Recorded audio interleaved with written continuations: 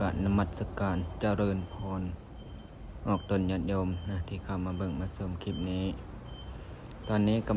คณะสงฆ์หรือว่าพ่อแม่ครูบาอาจารย์กำลังขี่บักข้ามแม่น้ำโขงไปที่บ้านดอนประเดกเมืองหนองบกแข่งขมวนหรือว่าภาษาไทยเรียกว่าบ้านดอนปะละแต่ภาษาลาวเอิ้นว่าดอนประเดกตอนนี้กำลังขึ้นบักใหญ่ที่กำลังจะเดินทางข้ามแม่น้ำโขงไปที่บ้านดอนปะเดกรวมทั้งแม่ขาวแม่ซีรวมทั้งอุบาสกอุบาสิกาก็ประมาณจาก30พระภิกษุและสามเณรก็ประมาณจาก20กว่าหรือว่า23-24รูปนี่แหละก็กำลังขี่บักข้ามน้ำโขงไปสะออนแต่วิวนะบ้านดอนประแดกนี่ก็จะเป็นบ้านที่อยู่เกาะอยู่ดอนนะเพราะว่ามันอยู่กลางโขงกลางแม่น้ำโขงนั่นแหละนะแต่ว่ามันเป็นดอนก็เจ้าก็เลย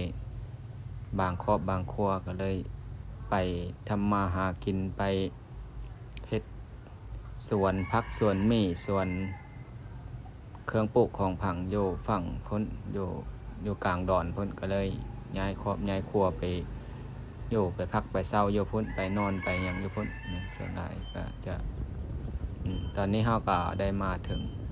ข้ามน้ำโขงมาแล้วขึ้นฝั่งมาแล้วก็ขึ้นมาที่บ้านเขาเจ้าก็จะมีสวนกล้วยสวนอ้อยหลายเนี่ยงัวควายไปเขาเจ้าจะมาเลี้ยงอยู่ฝั่งนี้เจ้าจะมาเลี้ยงเกาะอยู่ดอนนี่เลยสวนกล้วยสวนอ้อยหลายสวนผักสวนมีเพราะว่าจะเป็นมักเพชรมักเขือมักเต้ามักแตงอย่างต่างๆเขาเจ้าก็จะมาปลูกอยู่ฝั่งนี้หลายก็มันเป็นที่ดินที่เหมาะสมกับการปลูกผังเลี้ยงสัตว์นะเพราะว่าที่ดินที่อุดมสมบูรณ์เพราะว่ามันอยู่กลางเกาะกลางดอนเนี่ยก็จะมีฝุ่นมีฝุ่ยหลายเฮ็ดให้พืชผักธัญญาหารนี่มีความงามเพราะว่าสายน้ำเนี่ยก็จะเฮ็ดให้มันมีฝุ่ยมีอย่างเพราะว่าหลายอันหลายอย่างชาวบ้านที่นี้ก็ส่วนใหญ่ก็จะเป็นครอบครัวที่ย้ายมาแต่ฝั่งพ้นแต่บ่แม่นว่ามาอยู่เป็นประจำแต่มาอยู่เพียงชั่วคราวหรือว่ามาอยู่มาให้มานามาหัวมาสวนซื่อๆนั่นแหละส่วนหลายก็จะเป็นแบบนั้นแต่ครอบครัวจริงๆก็อยู่พุ่นละอยู่ฝั่งอยู่ทางบ้านเขาเจ้าพุ่นทางฝั่งนั้นนะก็จะมาเฮ็ดให้เฮ็ดสวนอยู่ตอนนี้ก็กำลังย้างไปวัดเพราะว่าย้างไปวัดนี่วัดจะประมาณกิโลหรือว่ากิโลกว่าจากฝั่งทางขึ้นบักหรือว่าทางขึ้นเหือข้ามนี่ไปหาวัดสีบ่อไก่ประมาณจากโลกว่าไปกิโลกว่านี่แหละตอนนี้ก็กำลังเดินไปหรือว่าย่างไปภาษาลาวเอิ้นว่าย่างภาษาไทยเอิ้นว่าเดินนี่ก็เฮือนซ่านบ้านซ่องเขาเจ้าก็มันบ่แม่นเฮือนจริงๆล่ะเป็นเถียงให้เถียงนาเป็นกระท่อมให้กระท่อมนาเถียงให้เถียงนาเว้าภาษาลาวเถียงให้เถียงนาเว้าภาษาไทยละเอิ้นว่ากระท่อมเถียงนาบ่อนพักบ่อนเช่าพออยู่ไปเฉยๆบ่แม่นเป็นบ่อนพักที่แน่นอนนะดอนนี่ก็จะเป็นคันคูอยู่ข้างกลางเป็นคูอยู่ข้างกลางก็เป็นโนนอยู่ข้างกลางนั่นแหละแต่สองฝั่งนี้จะเป็นน้ำท่วมเบิดบ้านเรือนของเรานี่คือบ้านของประชาชนนะแต่ว่าครอบครัวบางครอบครัวเขาเจ้าก็ย้ายมาเนี่ยเขาเจ้าเฮ็ดสัมมโนครัวแล้วก็มีนายบ้านมีอย่างที่ดูแลเป็นดูแลหรือว่ารักษาหรือว่ามีนายบ้านมีอย่าง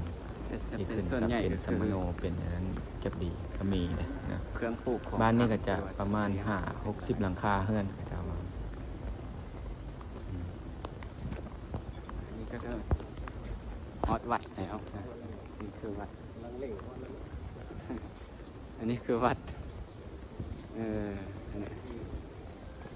มาถึงแล้วมาฮอดวัดแล้วอันนี้คือวัดบ้านดอนปลาเดก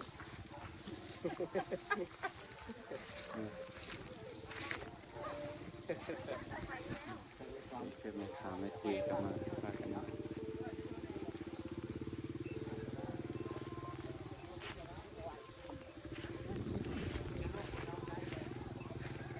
นี่คือวัดบ้านดอนปลาเดกนะคะ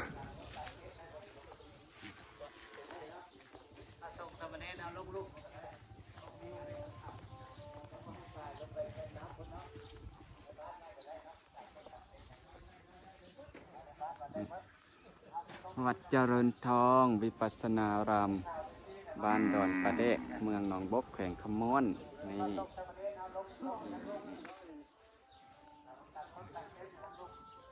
แต่ก็ยังเป็นวัดที่น้อยๆเพิ่งก่อกระหากระสร้างนั่นแหละพื้นที่ก็น่าจะบ่หลายเพราะว่ามันมีน้อย แต่ก็พอเป็นที่พักให้แก่ครูบาอาจารย์ก็จะเต็มไปด้วยเครื่องปลูกของฝังและสัตว์เลี้ยงนะบ้านนี้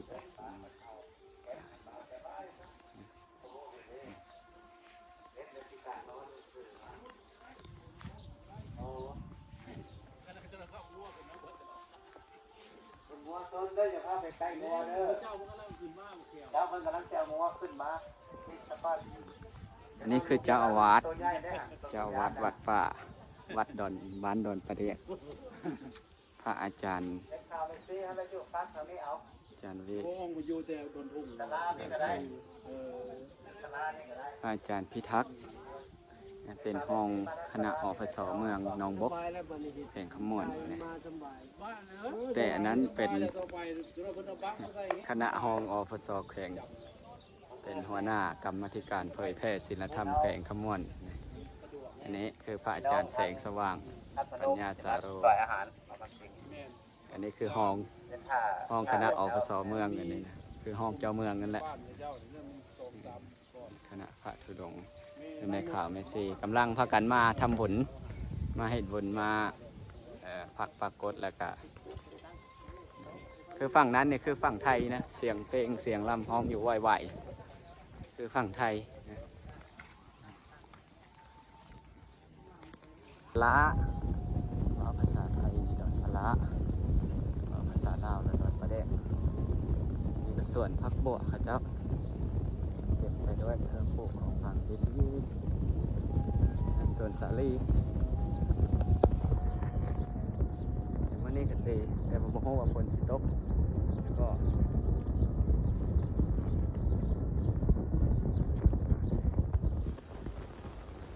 ฝนสิตกหรือไม่เลย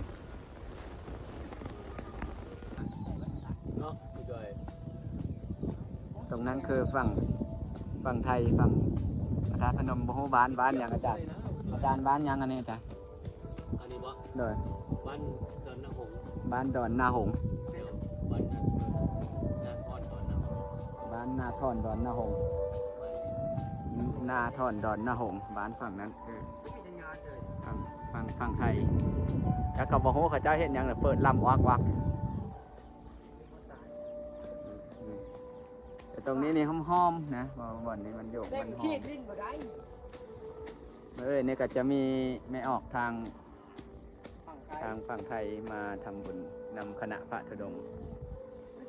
ยแผ่ศีลธรรมปฏิบัติธรรมกรรมฐานเป็นขมวนเพื่อปฏิบัติบูชาในวันวิสาขบูชาและมื้อมีไม่ออกขึ้นมาทางฝั่งนั้นแหละครูบาอาจารย์เพิ่นมาวันโยวันเสาร์ทางฝั่งนี้คักแต่เฮามันเป็นคนขี้ย่านฝนก็เลยไม่ได้ลงมาหาคนขี้ฝนสาธุสิให้เบิ่งบรรยากาศตอนเช้าเมื่อคืนนี้ก็ฝนตกแห้งตอนสองแรงวันนี้พอดีเป็นมื้อแฮม15 ค่ำเดือน6ลาวนะแต่ว่าทางฝั่งไทยเนี่ยยังเป็นเดือน6เพ็งอยู่เป็นพอดีเป็นวันวิสาขบูชาเลยมื้อนี้นะแต่ ว่าทางลาวนี่ยังบ่ทันได้ย่อก็เลยต้องเป็นเดือน6แฮมพอดีเดือน6เบิดมื้อนี้เป็นเดือน6เบิดก็เลยอันนี้เป็นวันพระวันศีลด้วยก็เลยอยู่ที่บ้านดอนประเดกวัดบ้านดอนประเดกดอนปลาฝั่งนั้นคือฝั่งไทยเมื่อคืนฝนตกแล้วก็บรรยากาศดี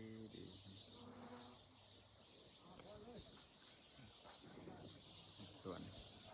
นั่นตกพระสงฆ์กับบ่มีบ้านนอนได้มาหานอนตามตะลามตะลุง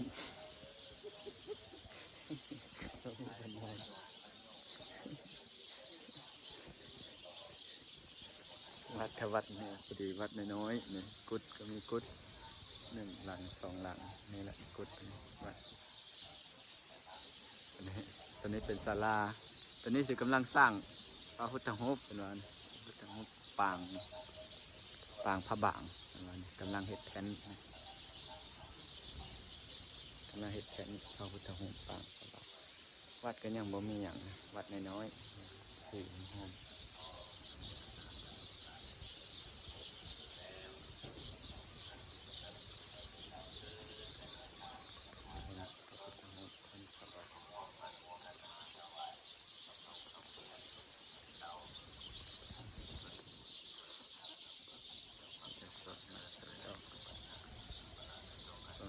มีแต่คอกงัวคอกควาย